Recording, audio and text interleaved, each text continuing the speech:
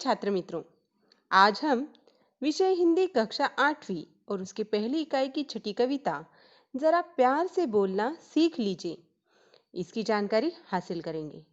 इस कविता के कवि हैं रमेश दत्त शर्मा। इनका परिचय देखिए। इनका जन्म 1939 जलेसर एटा उत्तर प्रदेश में हुआ और मृत्यु 2012 में।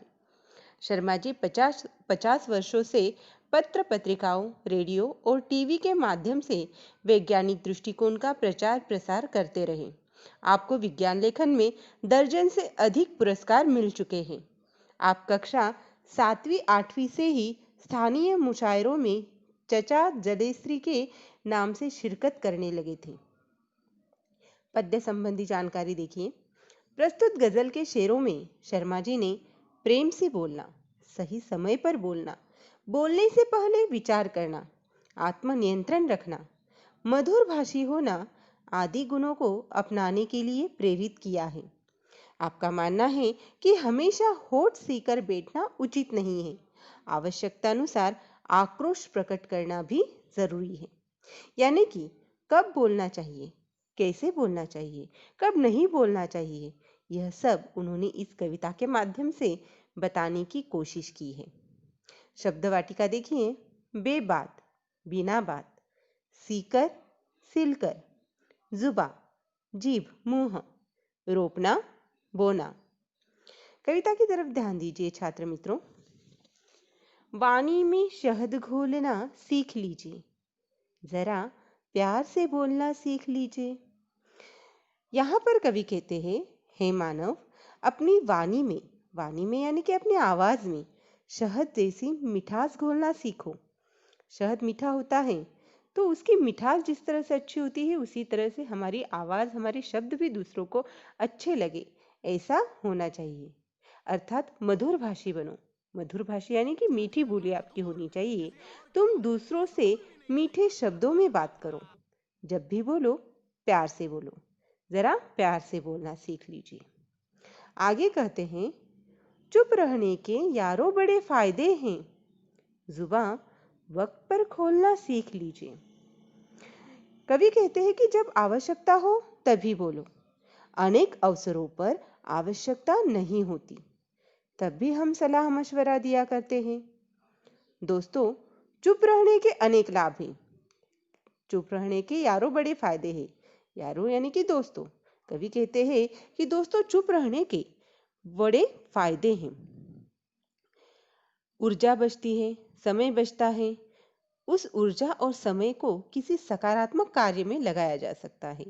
यानी कि बेवजह बहुत ज्यादा बातें करना भी कहीं ना कहीं हमारी ऊर्जा खर्च करती है। तो चुप रहने के ये भी बड़े फायदे होते हैं। और जुबा पर यानी कि जहां पर आवश्यकता हो, जुबा वक्त पर यानी कि जहां पर आवश्यकता हो उसी समय हमारी जुबा खोलनी चाहिए, यानी कि कुछ बोलना चाहिए। आगे कवि कहते हैं, कुछ कहने से पहले जरा सोचिए, ख्यालों को खुद तौलना सीख लीजिए। कवि कहते हैं, किसी को कुछ कहने से पहले अपनी बात पर विचार करना और फिर बोलना सीखो। बोलने से पहले अपने शब्दों को तौलने की आदत बनाओ। ऐसा न हो कि आपकी बातें सामने वाले को दुख पहुंचाए। छात्र मित्रों, तलवार से या किसी चीज से किया हुआ घाव देर सवेर समय पर भर ही जाता है, किंतु कटुवाणी यानी कि कड़वे शब्दों से हुआ घाव कभी नहीं भरता। समय असमय हमें याद आकर मार्मिक पीड़ा पहुंचाया करता है। घाव तो भर जाते हैं, जो शरीर पर लगे घाव है वह तो भर जाते हैं, पर अगर किसी ने हमें कोई बहुत ही बुरी बात कह दी तो वह बात हमें कभी भी याद आकर बहुत पीड़ा पहुंचाती है, दुख पहुंचाती है। इसलिए कवि कहते हैं कि कुछ कहने से पहले जरा सोचिए। तू तड़ाक हो या फिर हो तू मैं, अपने आप को टोकना सीख लीजिए। आगे कवि कहते हैं, यदि बातचीत के दौरान वैचारिक मतभेद हो, एक दूसरे पर आरोप प्रत्यारोप की स्थिति उत्पन्न हो, तो अपने आप को टोक कर चुप रहना सीखो। तू तड़ाक तू मैं, यानी कि एक दूसरे पर आरोप लगाना या फिर झगड़ा होना, ऐसा भी कई बार हमारी बातों बातों बातों में हो जाता है। तब ऐसे वक्त पर अपने आप को टोकना यानी कि खुद को रोकना, ज्यादा बात ना बढ़े, ऐसे करने से रोकना सीख लेना चाहिए। आगे कवि कहते हैं, पटाखे की तरह फटने से पहले रोशनी के रंग घोलना सीख लीजिए। पटाखा आप सभी को पता है, चिंगारी जरा सी मिली नहीं, पटाखे को धड़ाम से फट जाता है। तो मित्र, किसी भी परिस्थिति में दूसरे पर क्रोध फट पड़ने के स्थान पर प्यार का प्रकाश फैलाना कहीं उचित है, क्योंकि क्रोध की प्रतिक्रिया में क्रोध ही मिलेगा और बात हाथ से निकल जाएगी। यानी कि फटाका अगर जोर से फटता है तो बड़ी आवाज भी होती है, कहीं ना कहीं अगर हमारे हाथ में फट जाए तो हमें हानि भी पहुंचाता है। उसी तरह से अगर हम क्रोध में पटाखे की तरह किसी पर फट गए, यानी कि हमारा क्रोध उसी तरह से व्यक्त किया, तो सामने वाले से भी हमें क्रोध ही प्राप्त होगा। इसीलिए पटाखे की तरह फटने से अच्छा है कि रोशनी की तरह रंग घोलना, यानी कि हमारी मीठी वाणी से, मीठे शब्दों से, प्यार से दूसरे से अगर बोलेंगे तो हमें भी प्रतिक्रिया में उससे वैसे ही अच्छी बात मिलेगी, सम्मान मिलेगा। यह तथ्य कभी नहीं भूलना चाहिए कि कड़वी बोली हमेशा संबंध बिगाड़ती ही है। आगे कवि कहते हैं, कटु वचन तो सदा बोते हैं काटे, मीठी बोली के गुल रोपना सीख लीजिए। कटु वचन यानी कि कड़वे शब्द, कड़वी बातें, तो उन कटु वचनों से कांटे ही मिलते हैं। कटु वचन ऐसे बीज हैं जिनके फल स्वरूप कांटों रूपी फसल ही मिलती है। अतः कटु वचनों का त्याग करके मीठी बोली रूपी फूल के पौधे लगाओ। यानी कि कटु वचन को त्याग दो। कटु वचन यानी कि कड़वे शब्द, दूसरों को चुभे ऐसी बातें बोलना छोड़कर अच्छी बातें बोलो, मीठी बातें बोलो। मीठी बोली के रूपी फूल के गुल यानी कि क्या, फूल, तो फूल के पौधे लगाना सीखो, यानी कि अच्छी बातें बोना सीखो। आगे कवि कहते हैं, बात बेबात कोई चुभने लगे तो बदल कर उसे मोड़ना सीख लीजिए। यदि बात करते करते कोई ऐसा प्रसंग आ जाए कि किसी की बात आपको या आपकी बात दूसरों को चुभने लगे, तो बात को प्यार के मोड़ पर लाना सीखो, ताकि वातावरण की कटुता दूर हो जाए। कवि कहते हैं कि हम कई बार बातें करते करते ऐसा हो जाता है कि कुछ ऐसी बातें बोल जाते हैं, सामने वाले को अच्छी नहीं लगती, उसे चुभने लगती है, उसे बुरा लगता है।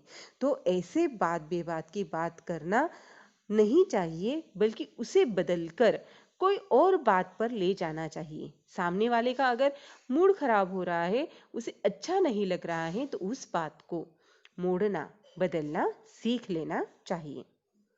और आगे कहते हैं, ये किसने कहा होठ सीकर के बैठो, जरूरत पे मुंह खोलना सीख लीजिए।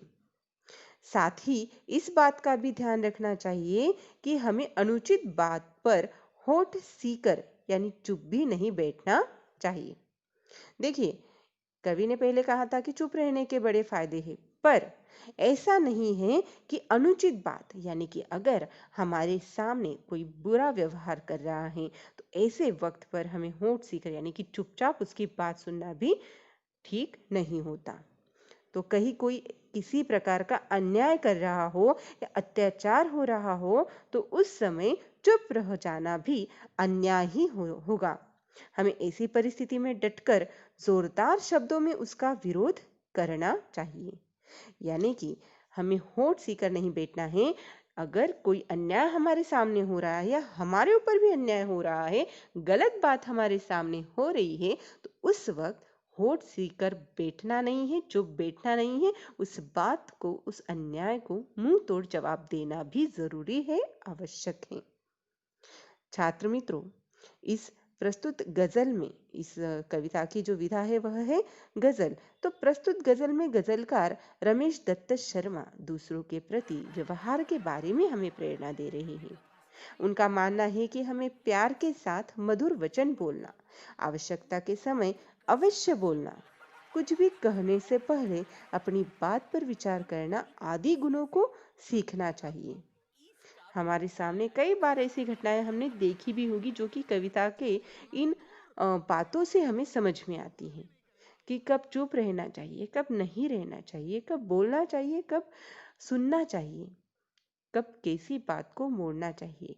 ये कहीं ना कहीं कवि बताने की कोशिश कर रहे हैं, क्योंकि हमारी इन बातों की वजह से हमारे जीवन में अच्छाई ही आती है।